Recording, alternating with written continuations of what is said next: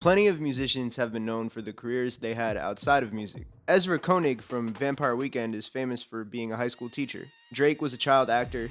Rick Ross was a corrections officer. And now, for the first time, we have a sniper in the studio. This kid, who goes by the name sniper2004, has taken TikTok by storm over the past few weeks. You might look at the numbers and say they're not exactly going insane, but you have to remember this account has existed for less than a month. And on top of that, he's catching the attention of the right people. Lil Yachty posted a Sniper2004 song to his Instagram story. And Internet Money founder Taz Taylor tweeted, "I know a kid who made a new artist persona and recorded all his music for that persona in the last week. Never got label interest before in his life. Now everyone trying to sign him based off 1 week of work, shrug emoji." And in case you don't believe him, as some people in the replies were saying, Riley, who until recently was an A&R at the label 10K Projects, confirmed that Taz was talking about Sniper2004. And it was true, labels are really calling the kid. So how did we get here? The truth is, the kid behind Sniper2004 has been making music for a while now. And he even had a little bit of recognition in the underground rap scene.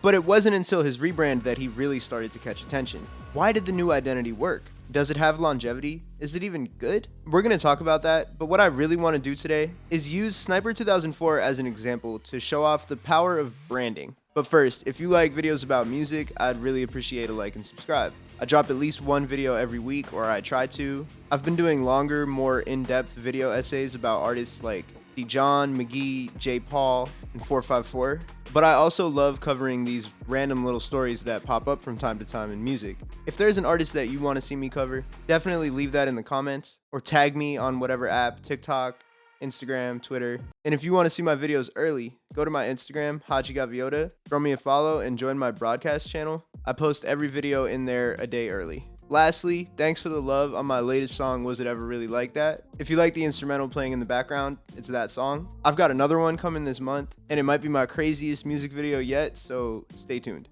Alright, back to the video. Sniper2004's TikTok account first popped up back in mid-May, with a video teasing an EP while dancing around with a sniper rifle. He also posted these funny skits where he talked about how he was going to become a sniper. The first video that really blew up was on May 19th, when he posted this teaser video that said, "I don't want to be a rapper, I want to be a sniper," in a super sick like beat tag kind of voice with this cool animation, and then it drops into this hard ass beat. But the TikTok that really blew that one out of the water is one of him on the beach rapping along to his song Rifle Crew that was also on the EP. As opposed to the harder stuff that he was teasing, this song is super chill, and he's rapping in a more laxed way, opening with the hilarious and thought-provoking bar, "Don't know if I f more bitches or snipe more dudes." The song actually stopped me in my tracks on my For You page, and I wasn't even fully aware of the whole sniper meme yet. I actually put it on my playlist too, a couple weeks ago. I just thought the song was fire. The visual matches really well. It looks like a cross between like a family video on the beach and like a 2010s SoundCloud rap aesthetic video. When I first clicked on the page, I thought I had just found a new artist who made cool music, but I didn't realize I was entering the world of a highly trained sniper. He had released an entire EP called I Want to Be a Sniper with 5 R's on May 20th. He teased the songs on that project for a few weeks and had a couple viral moments, which led to pretty decent streams for literally a brand new artist account, and some love from bigger artists like Lil Yachty and David, or as I like to say it, D4vid, who was in his DMs hyping him up. Labels came calling, and this all happened within the span of a week or two, because that's really how fast things move in music these days. Forget the numbers and the antics for a sec, and let's talk about the actual music. The EP has 5 songs on it, and 4 of them fall into what I would say is the modern underground rap genre. The songs are all well produced for the style, with a bunch of tags throughout saying things like, "The first job of a sniper," "I don't want to be a rapper, I want to be a sniper," and "You are a real sniper, aren't you?" He uses clips from interviews with actual snipers. It's really versatile for an EP that's under 10 minutes long. Vocally, he's using a bunch of different voices. On the second half of Sniper Gonna F***, he gets into this more higher-pitched nasally flow. And then on the next song, Snipe Ya, he's using a deeper register, and he sounds comfortable in both. He sounds like he needs to clear his throat on Damage, but in like a stylistic, intentional way. And then there's Rifle Crew, which sticks out from all the songs as both the most different song and the best song, in my opinion. This is the one that caught my attention on TikTok. He's rapping over that like chill instrumental, and he sounds closer to like someone like Faces era Mac Miller than some of the more modern sounding rappers like Summers or Yeet or some of the other more influential ones to a lot of kids these days. I wanted to make sure I talked about the music and not just the marketing strategy, because I don't think it's a joke or anything like that. I think these are 5 pretty good rap songs. and they really do showcase his talent, especially because I believe these songs are self-produced too. He's got videos on TikTok at least where he's got FL Studio open, so I know he produces a little bit. If he was just funny on the internet and the music kind of sucked, like a lot of people on the internet, then I don't think we would be having this conversation, and I don't think the streams would look the way they do either. But it goes without saying that the reason we're talking about Sniper2004 today is because of his branding. There are so many examples of what good branding can do for an artist, but there are a few reasons why Sniper2004 is one of the best examples to look at. One of those reasons is that, as you can probably guess, these aren't his first songs. Before he created the Sniper2004 persona, he was making music as Sir. It's always funny saying an underground rapper's name out loud because, like, you read it the first 50 times. I'm pretty sure it's pronounced Sir, it's Cerr, and maybe I'm getting it wrong, but, like, I don't even think I could fact check that if I wanted to, so here we are. If you look at his music as Sir, he has 72 subscribers on YouTube and about 1,200 monthly listeners on Spotify at the time of me checking. And if you listen to his music as Sir, he definitely has improved over time, but I wouldn't say that the Sniper2004 stuff is like a huge leap in quality from what he was doing as Sir. I actually really like the Sir song Come Closer. His vocal approach sort of reminds me of what he was doing on Rifle Crew, and the production is really cool. It's almost like an upbeat indie song, but then it has this vocal sample looping throughout. I don't know, I just really like this song, honestly. I wasn't sure what to expect, but I was like, damn, I think I'm gonna save this. Come Closer has 14,000 streams on Spotify after about a year of being out, which is not bad. But the new song he dropped as Sniper2004 just last week, LANY, has already passed that in 6 days. The only difference between Sniper2004 and Sir is the consistent branding. The truth is, there is so much music getting released every day that if you want somebody to actually pay attention to you, you might just have to cosplay as a sniper. So why the sniper thing? Why does that work specifically? I think the first reason that it's working in general is that he's just a funny guy who is very good at playing the character, if it's even a character, beyond like the sniper as a job kind of thing. He's great at like the whole deadpan comedy thing. Here's one of his most recent TikToks to get an idea. What's up, guys? Quick Sniper2004 life update. I just saw they were using my music for propaganda, for war, and if you're seriously trying to use my music to promote stuff like violence or like war, like seriously, I completely support it. That's really what we're about here at Sniper2004. Here's a slideshow of him like apologizing to someone who sold him an Xbox full of roaches.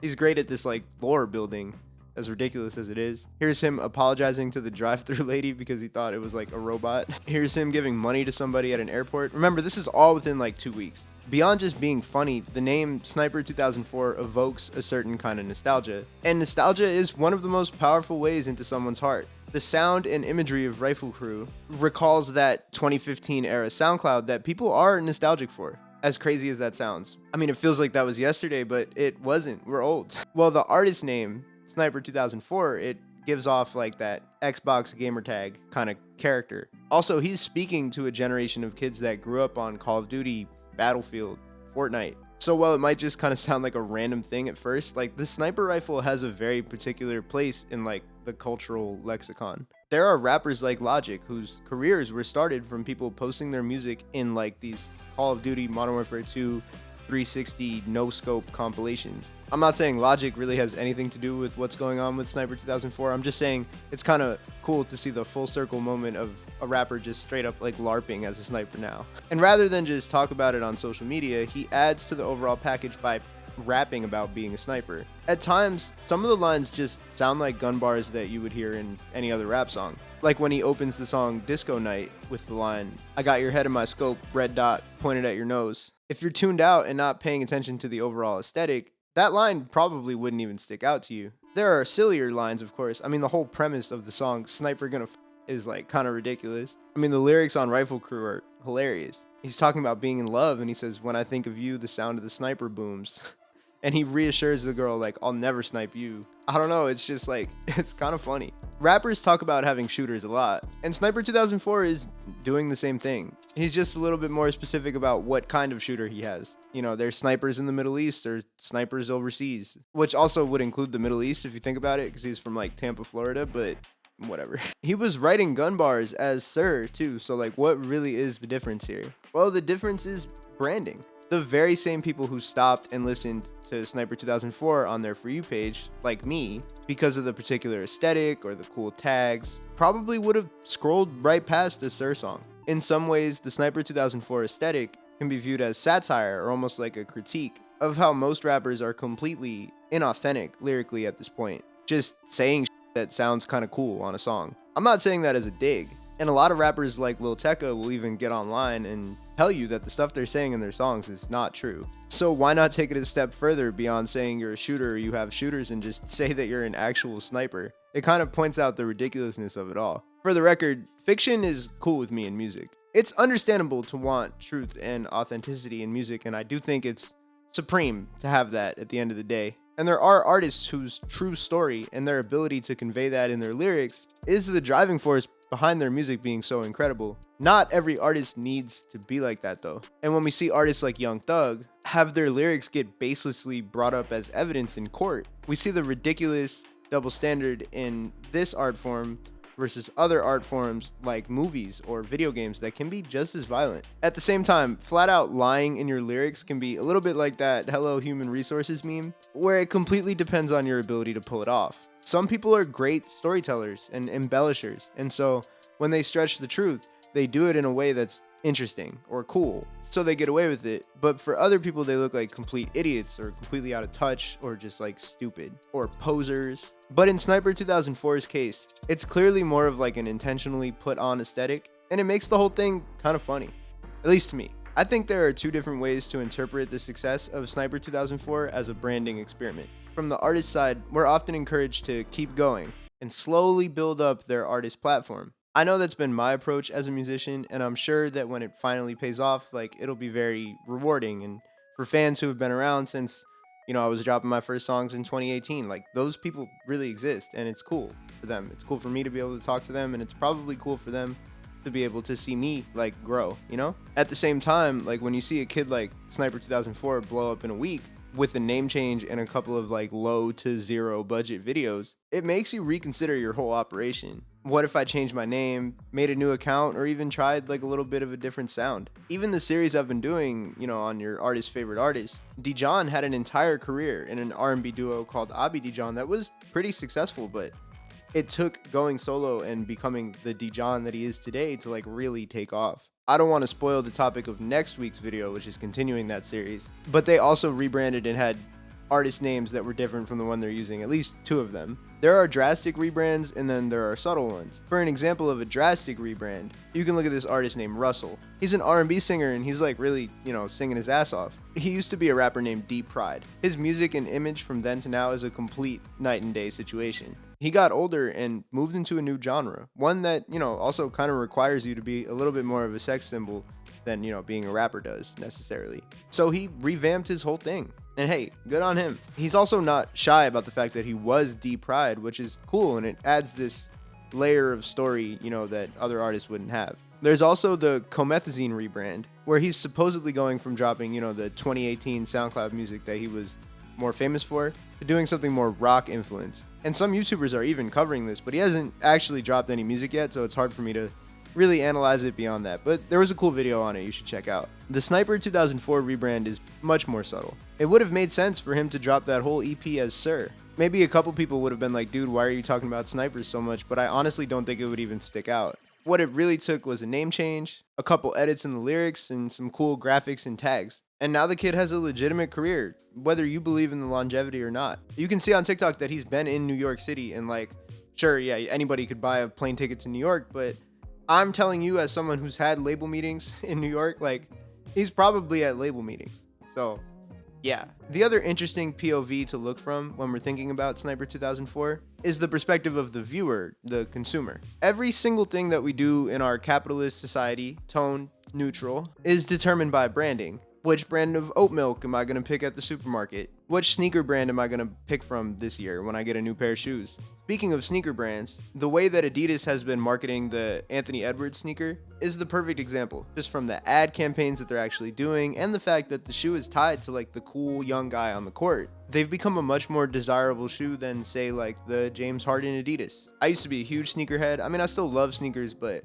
I've definitely been more of like a Wallabies, loafers, and Timbs kind of guy for like the past year. But I've found myself really wanting a pair of AE1s, basically because the marketing and the branding sold me. Shout out to my friend Chris Chance of Made in the URL, who's been working on that campaign because they're completely knocking it out of the park. Just like these items that we buy in a store, our music choices are affected by branding and marketing too. You know, people listen to Playboi Carti and Opium, and then the people who get really into it, they start dressing like Mickey Mouse from Kingdom Hearts. Think about even like the Ho said she likes Steve Lacy meme, and the kernel of truth in there, which is that saying that you listen to a certain kind of music makes people think a different way about you. Even on our phones, when we're scrolling through Spotify, Apple Music, Tidal, YouTube, SoundCloud, looking for something to listen to, the first thing that we see is the cover. Again, not to give away next week's video topic, but that artist is well known for having a very striking album cover on one of their albums. Maybe that's a good hint, I don't know. When an artist pops up on TikTok or Instagram Reels, the first thing we see is a video of them. Sometimes we might even have the sound off, you know, before we click on the video or hit the volume button. So like literally, like before we even hear the music, we're probably guessing in our heads what it's gonna sound like. And either the artist is going to fulfill that image when we hear it, or they're going to sound totally different from what you expected, which is also branding. Think about Ian, who I already did a video on, but he's gotten like 10 times as big since I did that video. The biggest driving force behind Ian is that he sounds totally different from what he looks like. That's branding, or it's like anti-branding in a way. Whether we want to admit it or not, our musical choices are affected by visual media, sometimes even more than they are by the music itself. Ever since sniper2004 graced the presence of my TikTok feed, I've been more critically thinking about the ways branding and marketing affect the choices in my life. I've been thinking about it in my career as an artist. I'm not necessarily going to disappear and start over, but I definitely am thinking critically about the way that I come across visually. I mean, I had already been thinking about that, but it just added a little more fuel to the fire, you know? So I just wanted to do this video because I haven't seen anybody talk about him on YouTube yet, and I think it's kind of a great story. How often do you think about branding? Who's an artist that you think is branded well? Whose branding like sucks, absolutely stinks? Let me know below. All right, I'll see you guys next week.